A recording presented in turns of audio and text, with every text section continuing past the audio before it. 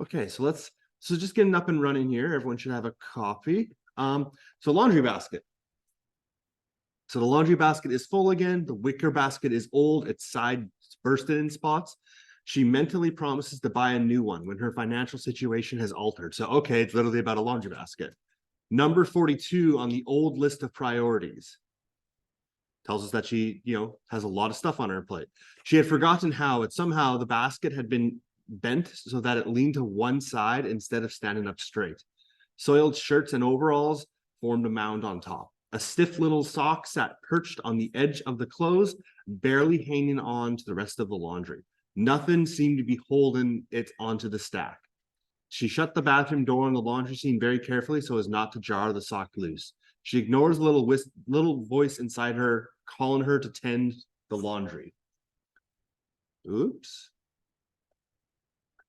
It's midday. The sun overhead whispers pale, shadowless light. The yard outside the window is bright, but inside it's a little dull. You can kind of take this as like something there.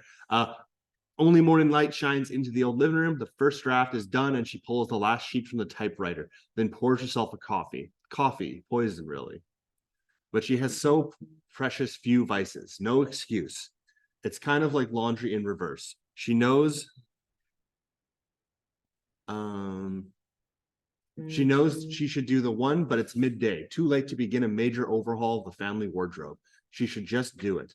Coffee is poison. She should just quit doing it, but neither does what she ought to do, nor stops what she ought not to do. So, but she neither does what she ought to do, nor stops what she ought not to do. So she's not doing the stuff she's supposed to do, and she's not stopping the stuff she knows that she is supposed to stop doing. It seems misbehavior is her reward for freeing herself of domination. The voice nags on. The kids will need clean clothes for school. Turn the damn things inside out. It answers. This isn't the reserve. There was a time when we weren't so goddamn concerned about other people's opinions. This isn't 1950. She tells herself to shut up and starts proofing her last piece. The walls pulse. The floor starts to sway. The food print on the wallpaper squeezes his memory from behind its gaudy pictures. And so just kind of really quickly here. So what's going to happen in her story? She went into her bathroom. There's a giant pile of laundry there that she's ignoring. So there's chores here. We see that she's ignoring the stuff that she's supposed to do. She's doing the stuff she's not. She's doing the stuff that she's not supposed to do. And what is she doing? Instead of laundry, she chose to go and do and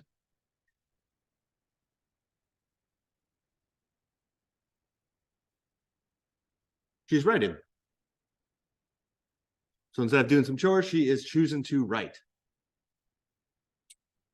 So let's go into this. My mother held the job and did the laundry too. The quality of his voice changed. During his endless complaining about her unwillingness to work and work and work, his voice had been loud. In fact, he had left most of the household decision-making to her in those years. It was when she had stepped out of bounds of orthodoxy that he had put his foot down. Anyone know what orthodoxy is? Isn't that kind of like a Jewish religion? Sorry? Kind of. It might have some like some roots in like like the Jew. I'm not too sure on that one. In this context, this is just kind of mean like outside of like normal stuff at the time. If this was like the 60s or 70s, it would be common for like someone to be a housewife maybe. Are you right? I'm on 10. Oh no, I'm not. Thank you for catching me on that. No, I'm supposed to go right over here. Okay. Thank you. All right. Now in its dreamy state, it possessed a mocking purr as though for wherever he was in the world, he knew she was not keeping up with the holy duties of motherhood. There we go. There's the context we need. Get up. She threatens the silent walls as though he were really there. She's having a conversation with herself. We've all done this in the shower or a car. The very pattern of the paper seems to hold her past intact. He chose the paper like the laundry basket. Wicker is natural, he had said, against her desire for plastic. Yeah, natural and uncleanable. She now remembered how the damaged thing had got its wow in it. She had washed it in hot water and the wicker had warped. She was mad all over again. And the wallpaper. She had thought he must have been a repressed nurse when he wanted food, loud and raw, to adorn the kitchen. She hadn't said anything about at the time, but now tears rested just behind her eyes, stubbornly threatening to roll out onto the machine. She could have said no. She could have said no. No to the wallpaper, no to the wicker, but she knew she could not say no to having to do the laundry, mother the children, and him, and somehow that seemed so pathetic. So again, some of the context here is she's choosing not to do her motherly duties, quote unquote. Pathetic because she had lived with it for so long and he had left without ever realizing how tyrannical that was. Oops. She looked up at the clock. 2 hours. I still have time, she soothed herself. What am I doing? He's gone, but his voice still dictates my every mood. Inhaled thick in the air, loud like paper. The words were whispered out loud. They tried to squeeze themselves between the designs on the walls, trying to shove the memory back into the grapes, vegetables, and bread hanging off plain white paper. Whoever heard of bright gold grapes, yellow bread, or sharp green tomatoes and carrots? The remark erased his presence. So again, just like Anne from like The Painted Door, she's brooding a lot here, right? Her hand is still clutching the cup of cool coffee. On the side of the cup is written decision maker. The lip of the cup was well chipped. Hepatitis can be contracted from chipped stoneware, she had read somewhere, and reminded herself to add new dishes to her list of priorities. Number 23 of her list of priorities. She had gotten them for her birthday in the days when things were going well between them. Well for him, that is. To be truthful, things had been magical for both of them in those first few years.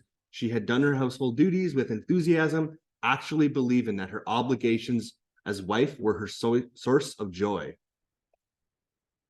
Decision maker. The irony of the gift now struck her.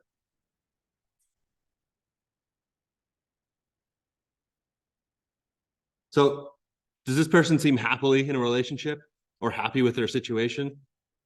No. No, not at all. Okay, so now I'm going to go to page 108. In fact, he had left most of the household decision-making to her in those years. It was when she stepped out of bounds of orthodoxy that he had put his foot down. And orthodoxy in this case means like, you know, regular or like commonly done or quote unquote like normal. Or rather began putting the back of his hand across her face. Oh, lovely. So she gets beat too. She wanted to remember the precise moment, the pivotal point of her change. The clock rolled backward across her memory, and Chocolate Park came into view. She was staring at them all, her husband, her 2 children, and a friend of theirs, all roughhousing, sliding, and swinging on the toys at the park. From the hill, she could see the False Creek and memory of Calasano rolled into focus. He was staring across the water from a hillside in North Vancouver. There's our set, and we're in Vancouver. Pining to be buried in his lost homeland. She was a little girl, just like her eldest son, but instead of swinging on swings or hanging from bars, she was listening to an old man. The children and her husband receded.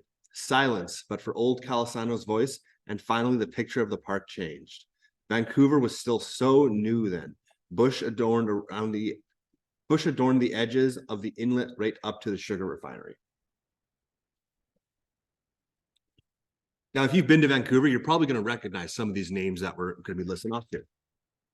Now it's Roadway and Park, Brighton Park, and Deep Sea Vessels. The Vancouver Hotel bragged about being the tallest building. Now you can't even see it from the other side. False Creek was just a marina and a barrel company during the last days of Catalano. Now it is the most densely populated area in the city, prime real estate. It was funny to hear them say that, as though land could be likened to beef. Prime real estate, prime rib roast. Calasano could not write. His face faded and the children returned. She had made her decision then. It had been an unspoken event in her mind, but shortly after she had gone out and bought an unabridged dictionary and had begun the tedious process of looking at parts of speech, English grammar construction. She had been noting them in an exercise book for some time. On the trail to Recovering language, she had come across a host of words interested in themselves. She played with her thoughts in little scribbles. So she's learning how to write. The crunching sound of mail sliding through the old slot breaks the pattern of her thought. More bills. Reluctantly, she moves to the floor where the bent envelopes sit in disarray. There just isn't a way to toss letters through a skinny slot without crunching them up and having them land in a position of indignity. Disarray, like the damn laundry, the wallpaper, and my life. Okay, so we have 3 things that she's quite disappointed in right now. And like disarray here, this means like it's not neat, it's messy, it's unorganized. The hum of the typewriter overtop the soft shuffling of the envelope reminds her that she had chosen to purchase a writing machine instead of a washing machine. Not very thriftily, too late now. She is broke and considers pawning the typewriter. What would it be like not to be able to kick out story after story for the rejection of editor after editor? So she's trying to be a writer and she is not very successful, right? She's doing all the story after story and it's just rejection after rejection. I'll die if I don't keep pecking, believing. The last scene between Grant and her husband, papers piled one on the top of the other, crinkled up in the tub, and then the match that set fire to them all. A scream had rolled out from the bottom of her feet, grew in intensity, and threatened to swallow her. It had stopped at her heart. It was too big. The howl snapped her to attention. You want to burn this, do you? You want to burn my life? You want to burn the inside of me, the soul of me? Burn me. And she reached into the laundry basket and hauled shirt after shirt out and then thrown them onto the paper pyre in the tub. He yelled, momentarily caught by surprise. He had hesitated long enough for the edges of the soiled shirts to char. He tried to rescue the shirt by pouring water on the fire, then backhanded her. It seemed like a single motion. It had been enough. And it didn't take him long to disappear. So like, has anyone ever heard the analogy of like, the last piece of straw that like broke the camel's back? Like, have you ever had like just this little thing happen to you, this minor inconvenience, and you just snap? You had a lot of things on your mind, right?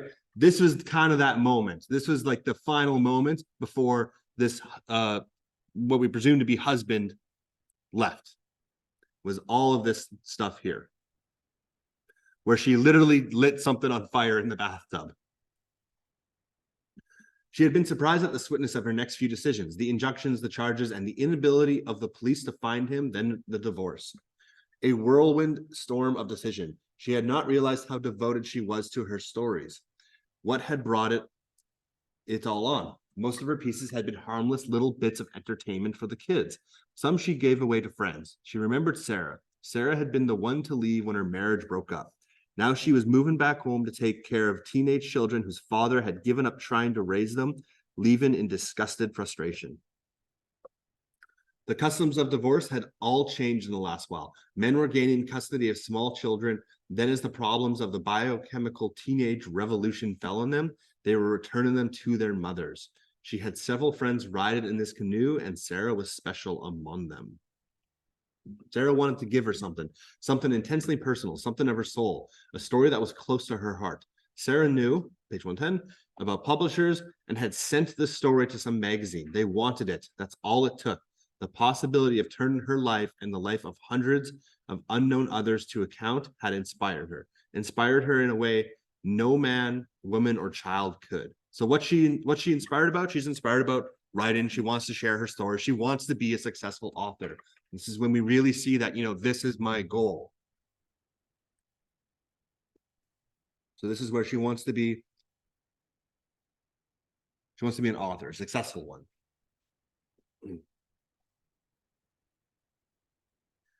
So scribbling became an obsession. When she wasn't scribbling, she was reading. Story after story came off the typewriter in a clean, neat rows.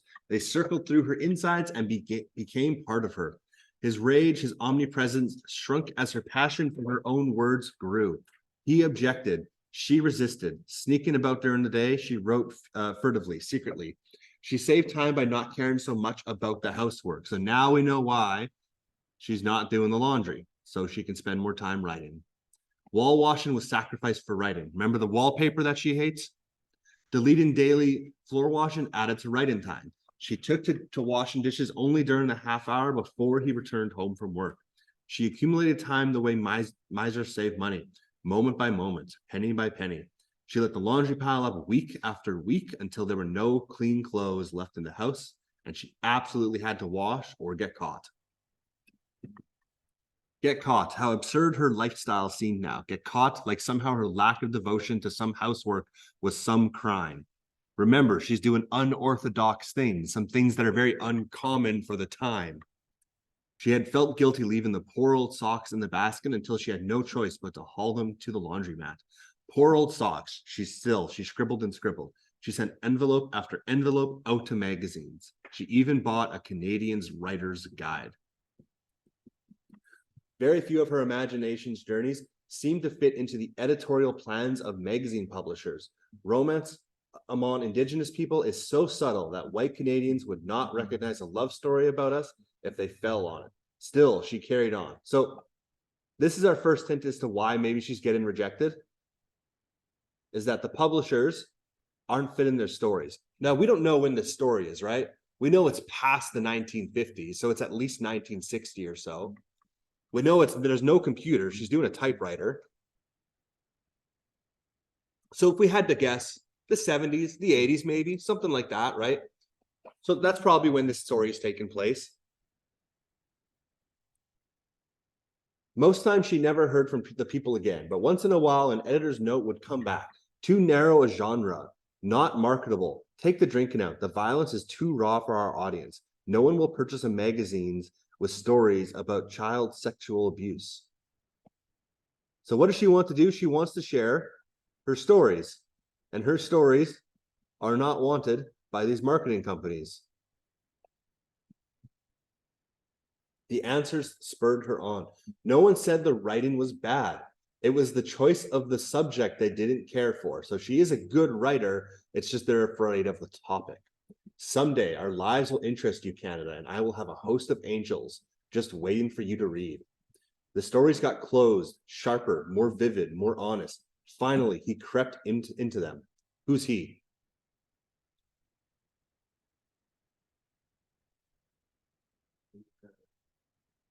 Yeah, maybe her abusive husband. His rage, the stupidity of feminine bondage and male dominance rolled out onto the crisp white sheets. So she's not saying that I'm literally writing a story about my husband. It's the idea of him.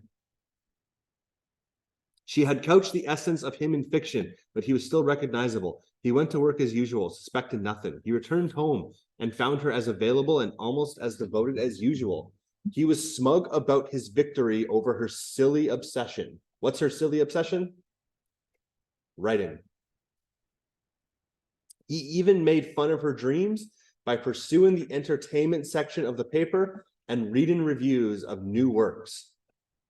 Wouldn't you like to be one of these guys, Marla? This is our first instance where we hear her name. So Marla is our protagonist, our main character. Look here, another new book. Of course, this one is written by a real author. She cringed, remained silent, and finally grew distant, almost immune to his marks. Oh. One Friday, he had returned home. He'd returned an hour or so early and found the lock. She hadn't been there at first. She wondered what his face looked like when he read her story, saw himself, and began crumpling sheet after sheet. She wondered if he had paced all about the house through the kitchen looking for the right receptacle. Decided to use the tub. The tub, it was the tub in which she had helped her children burn pictures of their nightmares. Maybe it was all too nightmarish for him, a white man, to see his Indian bride become one of the pampered literati of Canada. Okay, so we know that the husband here was a white man. We know that she is now Indigenous, so we're getting some of this additional context into who they are. What were some of the topics that got banned again? Or not banned, but weren't too interested in? Indigenous love stories, violence, etc., etc. Maybe this is something that's happened to her. She's writing about her experiences. Maybe, we don't know. It's a guess. The sickening notion that he had fallen in love with her because he wanted someone to feel superior to struck her. She had come back from the next door's neighbors in time to watch the lot burn. She saw herself going up in smoke. The word fire ignited her insides. His shirts, his precious shirts, the one he so carefully selected, tailored to fit, as though they expressed his very soul, joined her words. She had watched her hands commit the crime, and in some strange way had felt lusty for the first time in a long time.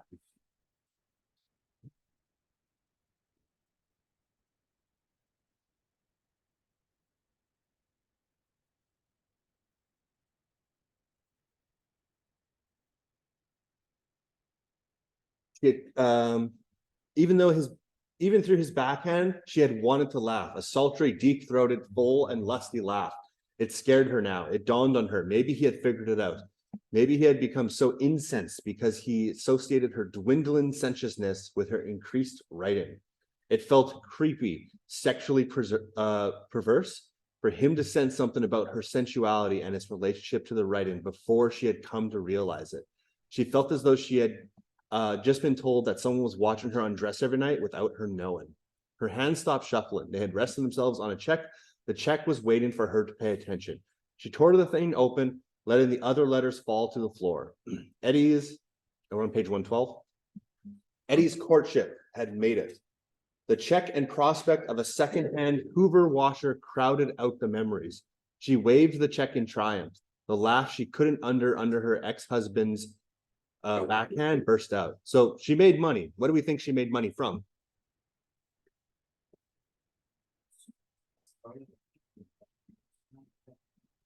Yeah, some type of story about him. Because if we recall, her friend Sally had sent in one of her stories to publishers and stuff. She waved the check. The old station wagon she had bought with her last check stood up front, lonely from lack of use. She grabbed her keys and climbed in, ground the beast into gear, and head for Joe's used appliance yard at the end of the alley. Joe liked seeing her come in. She never bought anything, but he liked seeing her anyways. She was glorious, thin, reedy, big-eyed, full of smiles. Unconsciously, he drew a breath and held in his gut before swaggering in her direction. So we see again some more descriptions of her. What's her name again? Yeah. Sorry? Yeah, Marla. So again, we're just seeing descriptions now of her. She's on a roll, Joe. Money, a check. I'll take that Hoover over there if you will trust me with this check. She was laughing, looking lovelier than ever. Joe joined her. He took a look at the check. Mac and Stewart, not bad. Are they going to publish the whole book? The whole damn thing, she answered. This is a lot of money. I better make sure I can change it. She hugged him. He spun her around. The Hoover stood saying, buy me. She felt a little weepy. No more rude laundresses breaking her reading up to tell her your machine is ready. From the till, he mentioned her needing the dryer. The one was not much good without the other. Oh God, she thought, and the grating stress of decision-making was upon her again. New wallpaper and a table and chairs or a damn dryer. Joe was right. The little washer wasn't too much good without the dryer. But the wallpaper that hid his image in the harmless, gaudy print of food would have to stay if she took the dryer. Her rage boiled inside. How could a man spend $30 a crack on dozens of shirts while his family went without a table and chairs and his wife rolled off once a week, harassed to the shopping carts? And his wife rolled off once a week, harnessed to a shopping cart to a laundromat whose laundress could hardly tolerate her race and drive to work in his new car. So we see that he's not very supportive here in this whole thing.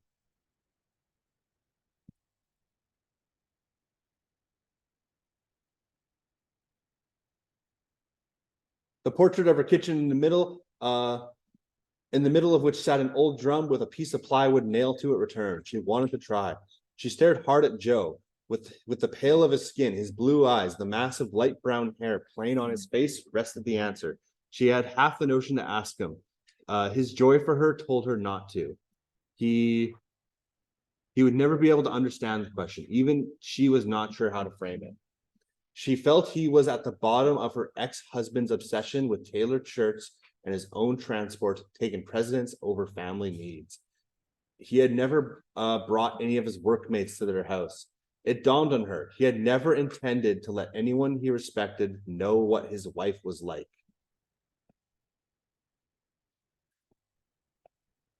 Hot shame crowded her mind.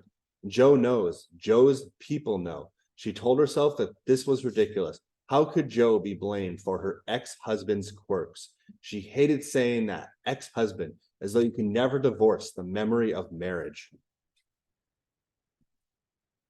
The courtroom scene of her divorce returned. She re-listened to the judge, relived the solemnity of the moment. He was old, white. His voice filled the room, but it was cold. He held a silly hammer in his hand, a gavel. She now knew. She had wanted him to give her some instructions, to say something profound. Instead, he simply granted her divorce in unadorned, flat language and then dismissed her with his gavel. So just that last sentence. She had wanted him, the judge, to give her some instructions, to say something profound, to say something meaningful. Like, you know, this world-changing thing. I want you to say something that's going to change my world. And instead, this judge just says, just granted her divorce, like in an unadorned, flat language. Yep, you're divorced. And then dismissed her with his gavel. So she wants something grand and epic, and she gets something really dull, right? Her husband had not contested the divorce or application for custody. No complications except a tight feeling inside her that wanted to say, excuse me, I just divorced your entire race, Your Honor. Wouldn't you like to comment on that? So for her, you know, this is her saying, hey, this means a whole lot to me, you know, going through this divorce. You know, it's showing that, oh, I don't like white men and stuff. And I remember, like, he just, the judge just gave her some flat, unadorned language. I mean, I chucked out his entire lineage as a possible source of comfort in the hereafter. Wouldn't you like to resent that for just a moment? Are you okay? And she woke up to Joe's face looking curiously at her. She wondered how long her thoughts had taken, long enough for Joe to notice anyways. I gotta stop doing this. I was just daydreaming, conjuring up my next story. Are you divorced, Joe? Oh yeah, who isn't these days? He got shy, less brassy, like he was hoping there was something for him in the question. She decided not to pursue it any further. She couldn't tell him that he was a nice guy, but she had already divorced his entire race. So Joe, the guy who owns this like appliance store, seems to like her, but what did she do? She decided that nope, not dating white guys anymore. Best not to get into a position where she would have to tell the truth if the truth was too ugly for the listener to understand. Put the dryer in the wagon too, Joe. Then she turned to leave. She didn't get far. Joe called out after her, wondering how she thought she was going to get the dryer from the car to her apartment. Well managed, she answered, cautiously curt. She smiled back gratefully, but carried on. At the house, she had to wait until her boys returned. Between the three of them, the assistance of an Egyptian jack, and a whole lot of grunting effort, planning, replanning, and making judicious use of muscles and smarts, the three of them managed to get the two machines up into the apartment. And if you've ever had to like move something like a fridge or a washer dryer, like, you know what that's like, right? It sucks. Joe had given her change for the check. She clung to the bills, a 10 and a 20. She decided to order pizza. Go to hell, Walls, she miled while dialing 222-2222. While waiting for the pizza man, the two boys loaded the little Hoover and turned it on. Another milestone. She hadn't thought of that. It never occurred to her that for the boys, laundry was not looked upon as women's work, wifely drudgery, not meant for male consumption. I want to talk about that quote really quickly. It never occurred to her that for the boys, laundry was not looked upon as women's work, wifely drudgery, not fit for male consumption. It was new and they wanted to be part of it. Why is this surprising to her? Because like in the time period, the traditional men, how she's been raising the boys in this one. That's part commonplace in their own country. So like, and like we saw at the start of the story, you know, like she wasn't doing these unorthodox things. Like there was a you know, she was a girl, so it was her job, quote unquote, to do the laundry, right? That's what she was used to. And her sons don't view it as that way. So it's seeing some like evolution of like these gender roles, right? Oh yuck, this one might be yours. The older one said to the little one, holding up a stiff sock that had clung magically to the mound earlier. They roared with laughter. Killer socks, the little one answered. She leaned against the bathroom doorway. The hum of the typewriter distracted her. She hadn't turned it off when she left. Hydro excessiveness, she chided herself, then shut it off. Sundogs, her new title stared at her. Sundogs, if you make it, the wallpaper is next. And that's the end of our story. A little bit of a short one here. I really quickly just want to talk about the themes. We don't have landscape with this. There's no landscape stuff. You could argue that there is a landscape of like, you know, there's gender roles, there's like, you know, there's lots of like themes of like racism and stuff in here. We could argue that that stuff exists here as a landscape. If you were on your paper, you could do that if you wanted. In this case, we don't have a physical landscape. We have an environment. You could make that argument. I'm not going to go there. If you want to, you can. But I just want to quickly want to talk about the themes. So like, what are some of these themes in the story? We just talked about a couple of them. Yeah. There's some racism or race is a theme itself. I'm just going to put race. You could also put racism if you wanted. Yeah, sexism, gender-based roles. Is there anything else? Like why, you know, why is she pursuing her writing? Yeah, pursuing ambitions, right? Maybe beating the odds. There's a better way to word that, but you know. So those are just some examples there of some possible themes that maybe come from the story. Is there anyone else have any other ideas of themes?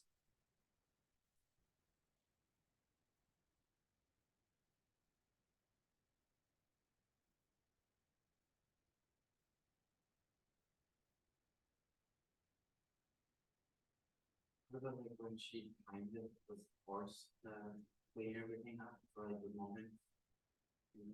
Oh, so like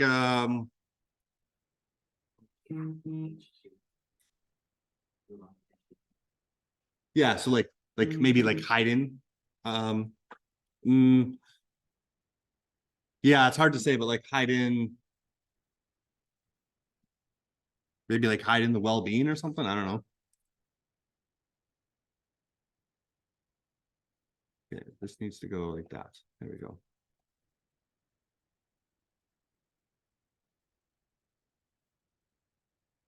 Cool. Quickly, just who are our characters? So we have Marla. This is our protagonist. Protagonist is just our main character, right? Joe? Yeah, Joe. So Joe, who's Joe? He's that the workers at wasn't that appliance kind of store? Yeah, he's the appliance store. I don't know if he's the I don't recall if he was the owner or worker or something, but he's the appliance store man. Yeah, we also have the husband, an unnamed husband. She doesn't even dignify him with a name. Yeah. So we just have the husband. We're just gonna leave that how that is. And we also have the two sons, but they're not really mentioned a whole lot. Like they're not actively involved in the story until the very, very end, right? There's the other ones, like there's like the judge, there's the Egyptian guy that like helped them bring the stuff up, but you know, there's the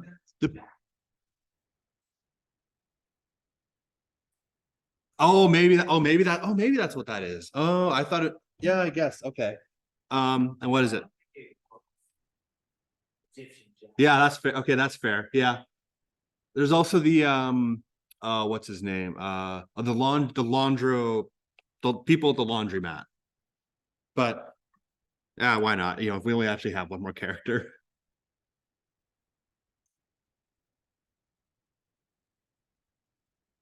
Cool. So we have our characters here.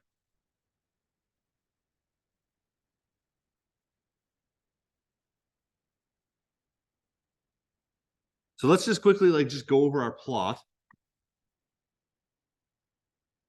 What kind of happens in the story? We saw flashback scenes. So once we see flashbacks, it gets a little bit harder to keep track of what actually happens in the story, right? But so what actually happens in our story?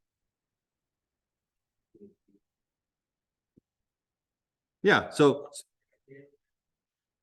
Seems like flashback is yeah, so Marla's in an unhappy relationship. There you are. We know she's in an unhappy relationship. How do we know this? Well, she says it, but she also gets we know she gets abused, not only physically, but seems to be emotionally as well, right? Like he's like, he makes fun of her being a writer. Like, look at all these successful authors. So we know she's abused physically and emotionally. So she's in an unhappy relationship. There's this giant fight where stuff ends up being lit on fire in the bathtub. What was like the catalyst of that? What was the thing that made this guy go, I'm going to burn all this crap?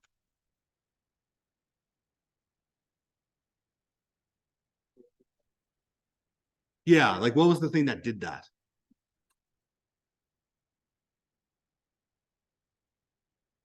So the husband had lit a bunch of stuff on fire in the bathtub.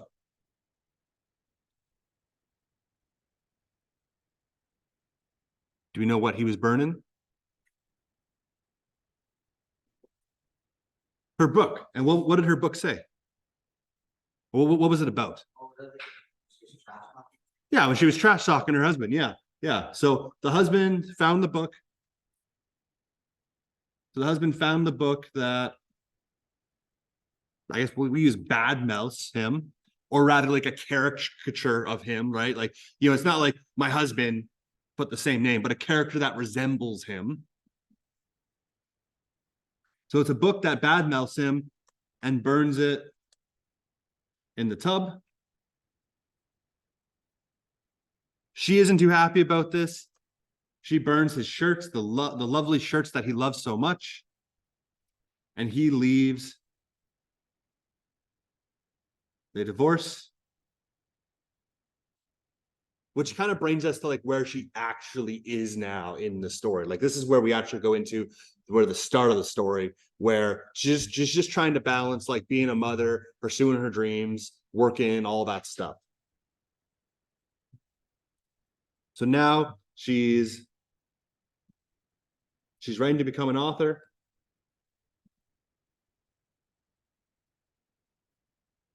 A book gets accepted. We don't know what book. It might just very well be the book that he had burned. Could be that. We don't know. A book gets accepted. She buys a washer and dryer. And she does laundry with her boys.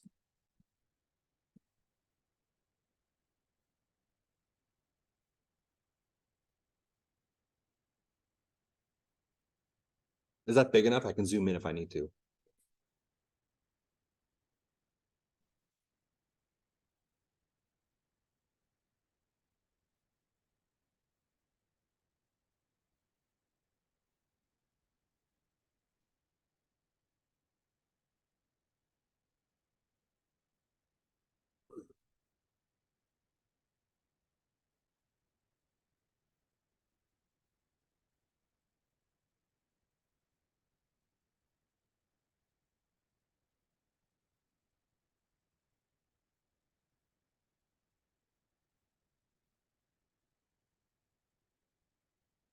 So we have one final category that we're going to have to look at. I'll wait till you're done writing.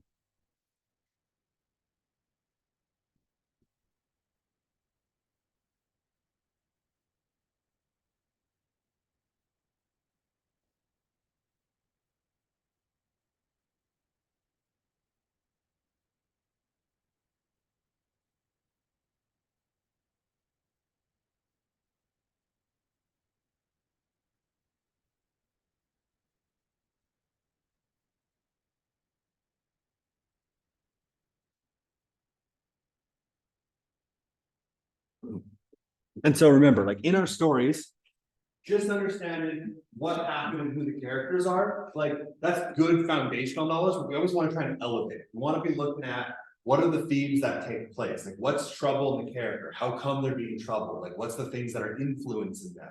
We're looking at the characters' perspectives. Like, you know, she talks about, I'm going to divorce the entire like white race.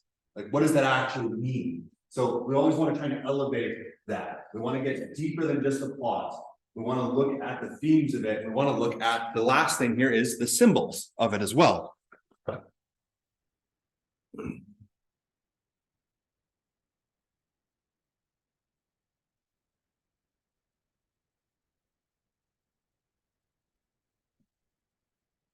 And so with symbols, if we remember, like I like using the painted door as the example here, you know, the actual door was a symbol. The sundog, the blizzard, those were all symbols, like the fire and the cold. Those were symbols that represented things in the story. We have our themes here. We know what happened in here. Some of these people and things are symbols. Like the judge's, was it his flat unenthusiastic voice? You know, that meant something. We're meant to take that a little bit more than literally, mouse. So let's quickly just run into the symbols here.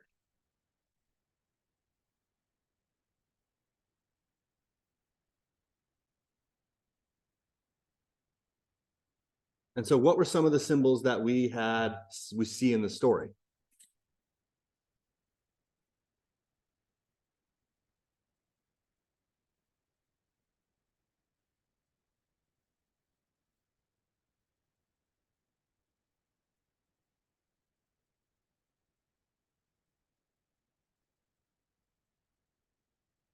What's the title called?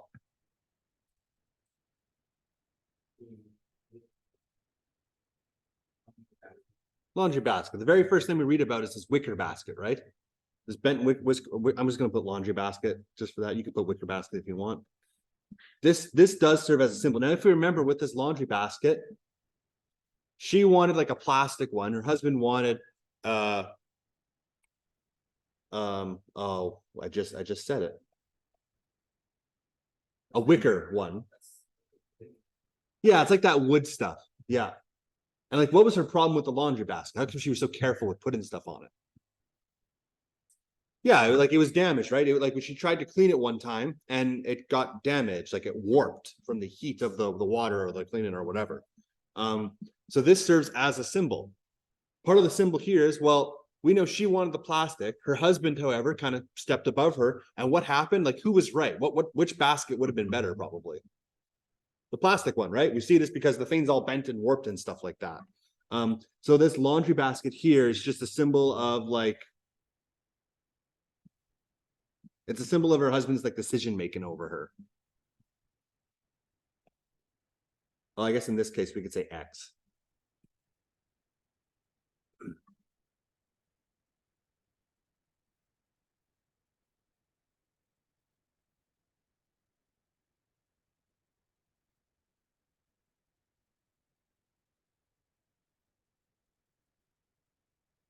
And not only that, this laundry basket or the laundry itself is a symbol of like her motherly duties, right?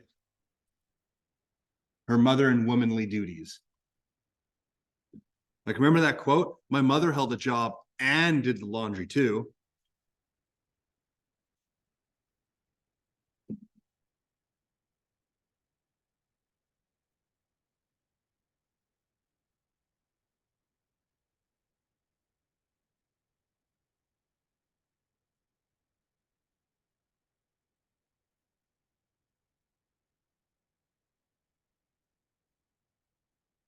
Does anyone else have any like other guesses what some other symbols might be in here? Objects or people or things that represent something, a deeper element. The typewriter. It's a good one. What might that represent? Yeah, her goals and ambitions, right?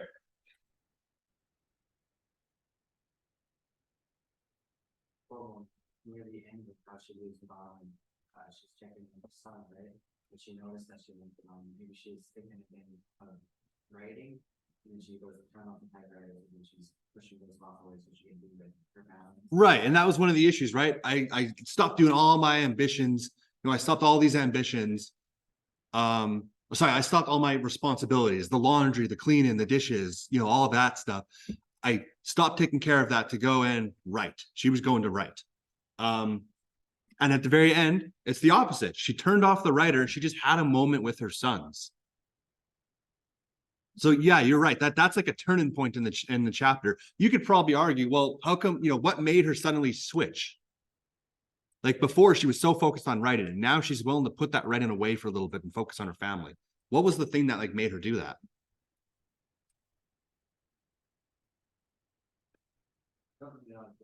Maybe it's she was finally able to see the meaning in the little things compared to like all the big things that when she was with the ex-husband, all the big things highlight that and she couldn't really do them.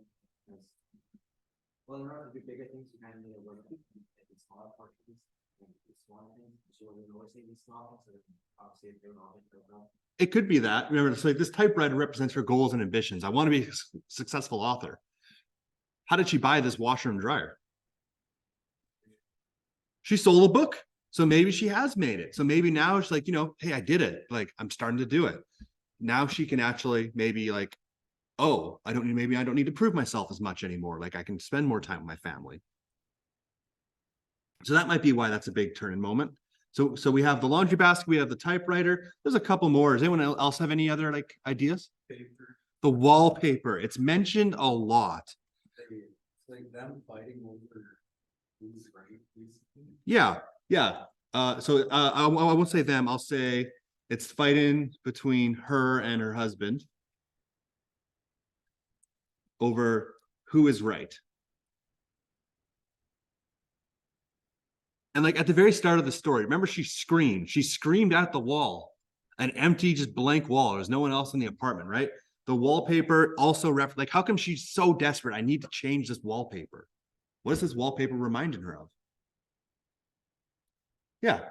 It's reminding her of her husband or ex-husband. And subsequently, the abuse. Right? We know she was abused.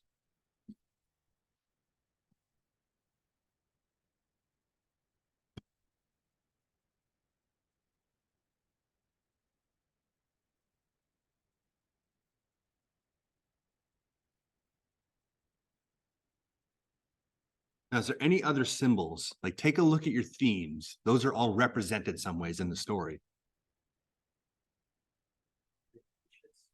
T-shirts. So those are a symbol. Now, this is one personally I struggle with. I'm struggling a little bit to actually like figure out what this is. Like, it has to be, but do we have any guesses? We'll have to work on this one together.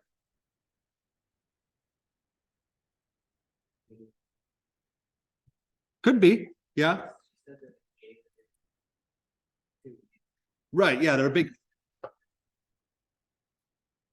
Yeah, idea of perfection, like making things look better than they are. Could be, I can see that. Again, it's English, right? You're making a claim, you have some evidence to back it up. That seems to make sense. We could probably back that up in the story. We might be completely off the mark. This might not be what the author intended at all. That's the nice thing about this is it's, your interpretation of it, as long as we have some evidence for that. Would it be like fire, like, would it be like it's a symbol of divorce? Like, oh, the fire is a symbol. Maybe, yeah. The fire is like yeah, I could see that. It's the symbol of divorce, yeah. Or their divorce. Yeah, I like that. Divorce and conflict, right? It's where we see her starting to stand up for herself.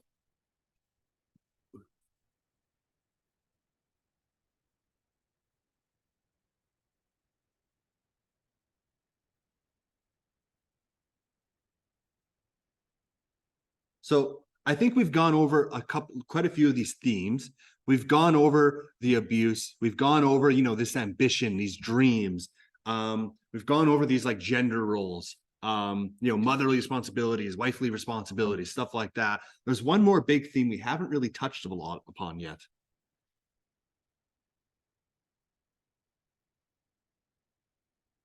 Anyone know which one that is?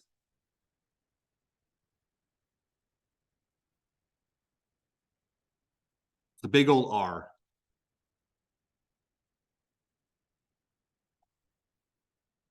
Race and racism. So what things in the story kind of represented this, where she's talking about like where her race, this is an indigenous woman, or other people's races are mentioned in the story. Where I think the course is like denouncing the entire. Right. She denounces the entire white race. And that comes in with like the judge, right? The judge, an old white man. It's specifically mentioned he's an old white man. We see Joe, a white man.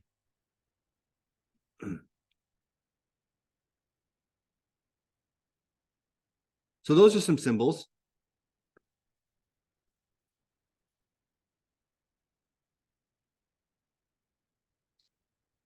And like, what's it referencing?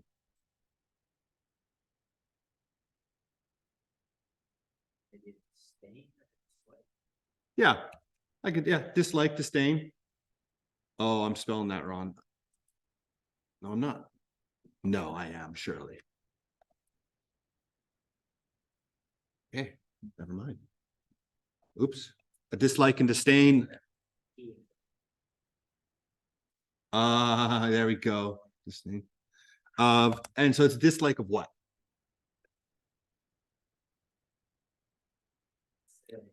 of the race, because it's like. What I was gonna say is like every white person she sees, she makes that like a point to say that about them, right? Mm-hmm. So it could just be like. just the way it's- Yeah, yeah. We can just put that, right, like you know, clearly she's finding like she is not interested at all right now in like white, and you know, I'll even put the quote in here, divorced your entire race, right? And remember, the judge, like she was expecting this really big like this profound statement from the judge, and he just got a yep, you're divorced. And like that hurt her. For her it's a big thing. For the judge it's just yep, gonna do 20 more of these today. And then this one's a little bit less, but it's one of our characters. It's the only real character we haven't talked a lot about.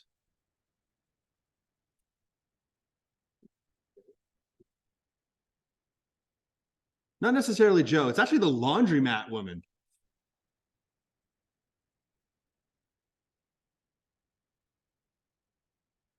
So those laundromat women. I'm just going to try and find a quick quote here in it.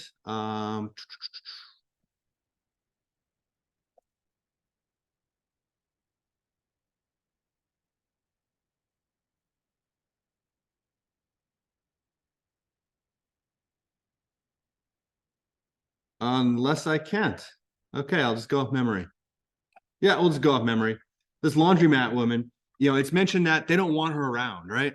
They don't want her around because, you know, these are just referencing the fact that it's a symbol that they want her, an indigenous woman, to go away, basically.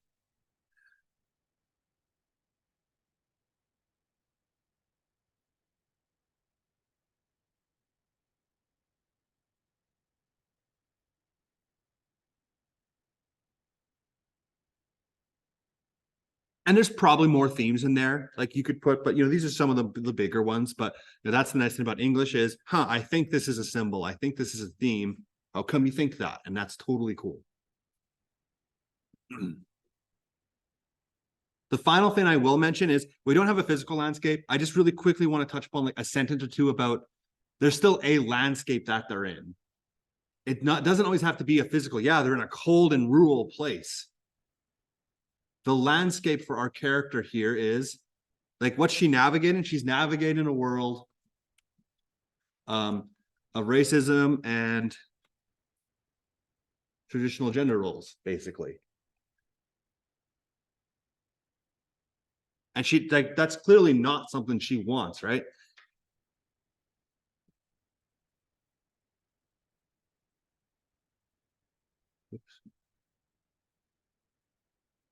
So there is still a landscape here. This would be like, you know, if you're talking about, hey, yeah, you know, the fact that she's navigating this world, Like, you can mention that that is a part of the landscape that would be accepted on your departmental, for example. It's just a little bit harder, right? We can't take it as literal as, yeah, there's a freaking blizzard outside.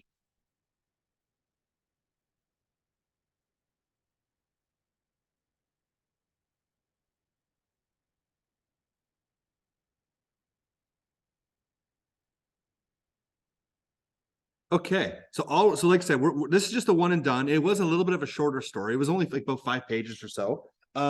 So what we're doing for the rest of the day here is, so first off, remember that painted door thing was due yesterday. If you don't have that in, please get that in. That last husky is due on the 21st, which is Tuesday. I do have something for this as well. This is going to be due on the 23rd, so a week from now. And just like before, it's broken into those 3 parts. I'll hand this out in a second. We just have some comprehension. Did you understand some of the stuff that happened in the story? Looking at some of the quotes and analyzing it. And then some writing. Now, I really want to pay a lot of attention to this writing. This is asking for you to respond to 2 of these prompts. One is a more deeper response. It's longer. You are justifying something. You are adding quotes and evidence. Like, I do not think that the Propagandists was supported in the writing. This is why I don't think that. We see this happen in the story. We see this quote. That's justification. That's reasoning.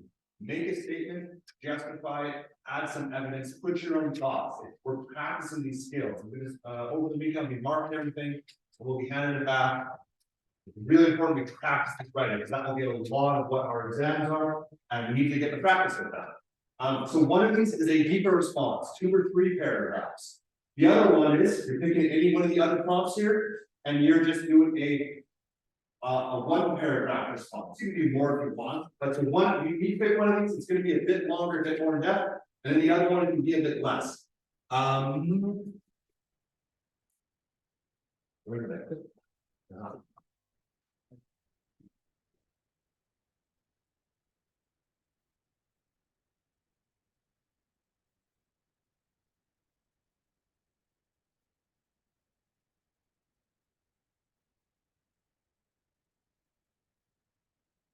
We have the rest of the day for that.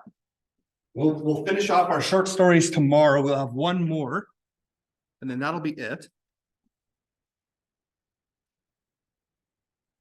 And if you're online right now, you can find this stuff right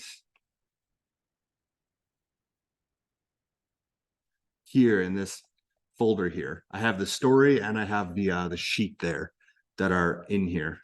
So you can find it in the laundry basket files.